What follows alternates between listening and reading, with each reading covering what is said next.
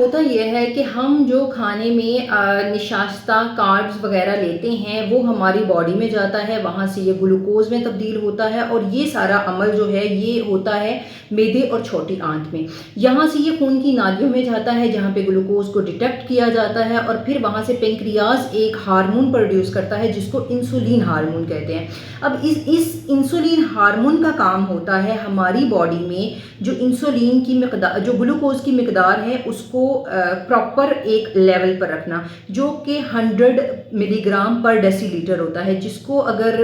Round about देखा जाए तो एक छोटा चम्मच जो खाने का चम्मच होता है उतनी शुगर हमारी बॉडी को चाहिए होती है। लेकिन पाकिस्तान की अगर हम बात करते हैं तो पाकिस्तान में एक नॉर्मल इंसान जो है वो 13 से 14 चम्मच शुगर इस्तेमाल कर लेता है, जिसकी वजह से क्या होता है कि जब वो इंसुलिन हार्मोन जो है हमारे सेल्स तक ग्लूकोज लेकर जाता है, वहाँ से वो ग्लूकोज एनर्जी की सूरत में कन्वर्ट होती है या हमारी मसल्स को फैट की सूरत में कन्वर्ट कर दी जाती है जो इजाफी होती है। सबसे पहले उसको एनर्जी की सूरत में कन्वर्ट किया जाता है जितनी हमारी बॉडी को ज़रूरत होती है, उसके बाद जो बच जाती है उसको फैट की सूरत में स्टोरेज कर लिया जाता है।